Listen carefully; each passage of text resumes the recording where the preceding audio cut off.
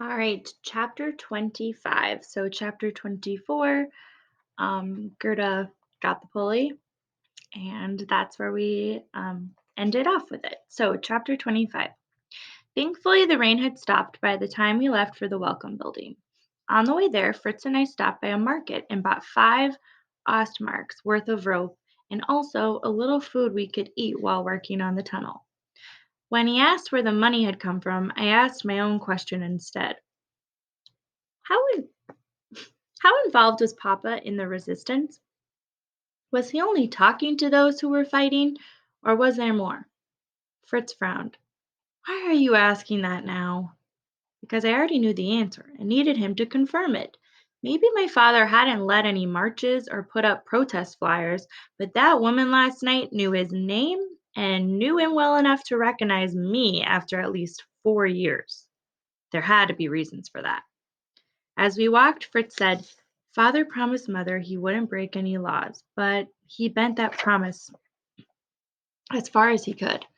I know he spent a lot of time next door with Herr Kraus, helping him build support against the government.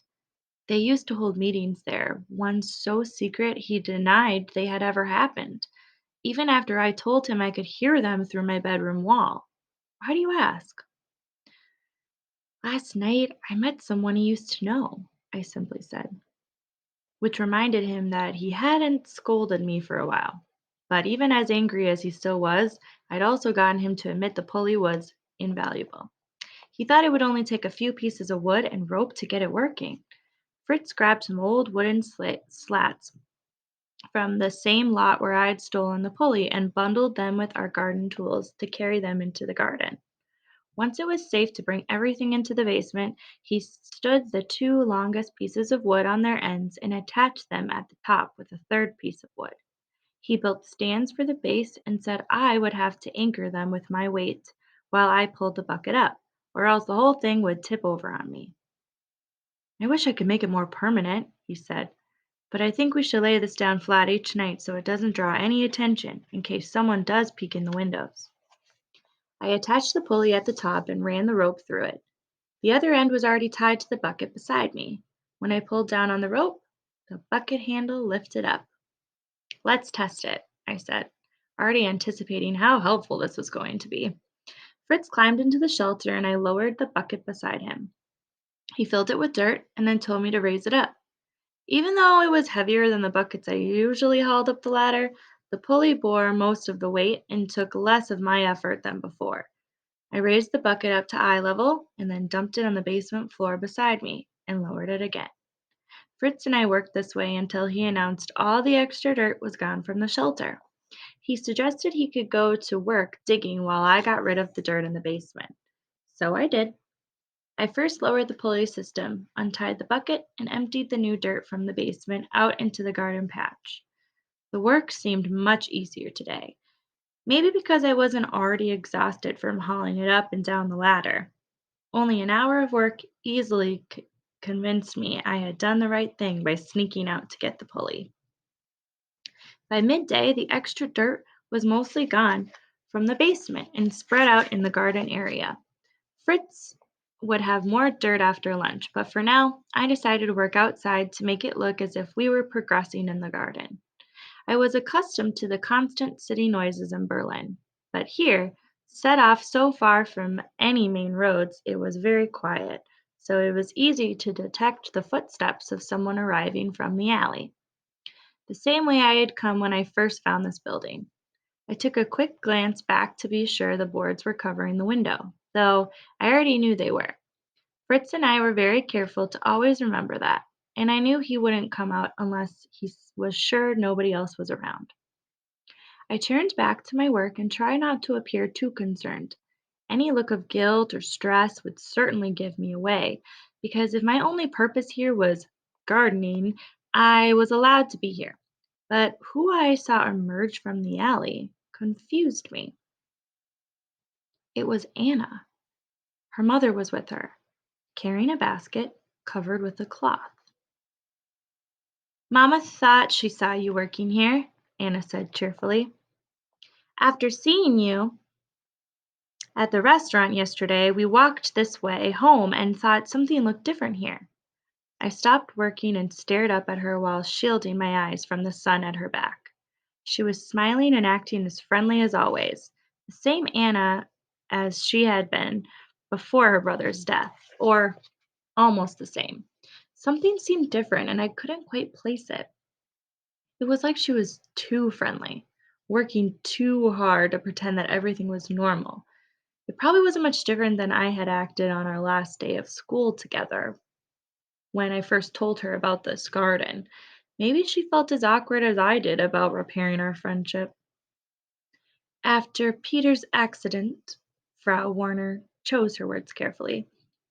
Maybe she wanted everyone to believe that escaping one's country by hiding out in a specially designed car was an accident. Or more likely, that's how the Stasi had told her to describe it.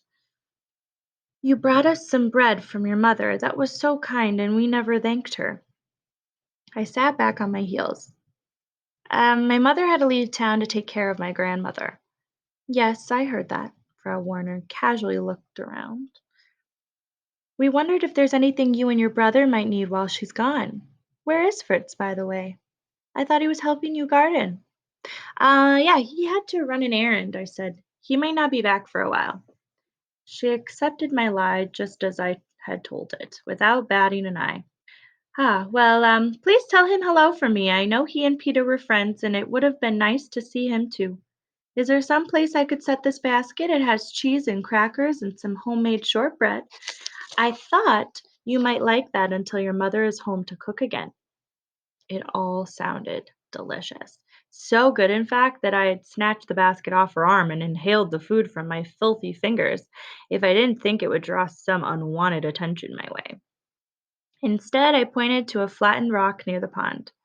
You could put it there, and thank you. The gratitude I felt could not be expressed enough with words. If only she knew how much the food meant to us.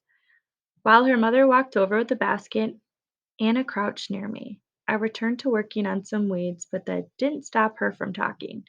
In a low voice, she said, on the last day of school, when you sat by me at lunch, I know you were just trying to be nice, and I was horrible in response.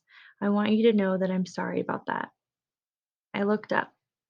I'm sorry too for not telling you about Peter's plans as soon as I heard. Maybe if I told you sooner, that wasn't your fault. Tears filled her eyes, but she blinked them away. Mama thinks it would be good for me to get out of the apartment more, so if you'd like, I could come by sometime and help here in the garden. Actually, I didn't like that idea at all, but how could I refuse Anna's polite offer without raising suspicions? I smiled as kindly as I could manage. It's really hot and you'll get filthy, and it's so boring. But if you really want to, thank you, Gerda. She seemed genuinely happy about what little I had offered, which made me wish it could have been possible. I know a lot about gardens, so I can help. Um, I can be very, very helpful, and we can fix some of your mistakes before you get the seeds planted. My eyes narrowed. What mistakes? Even in my fake garden, I felt slighted by her suggestion that I might have done a poor job.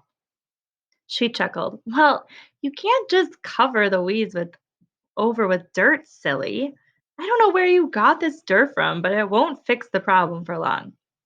Pretty soon the weeds will just pop up through the new dirt, stronger than ever. I didn't answer her. Instead, I glared, which I shouldn't have done. But she had no idea how hard I'd work and how hard I worked and how important it was that I get rid of our extra dirt. If I couldn't figure out that problem, we would surely be caught. I wasn't angry at her, just frustrated with myself, but all I could do was let her walk away. After I was sure she and her mother had left, I made my way back inside the building where Fritz had been watching us. I heard it all, he said, even before I could say a word. Maybe the next rainstorm even the fresh dirt will even the fresh dirt out with the old, I suggested. We got some rain last night and nothing improved, Fritz said. Whether we cover the weeds or bare ground, it still looks like fresh dirt. We can't use it out here anymore. He was right. We would have to do the hard work of removing the weeds, which was bad enough, but the second problem was much harder.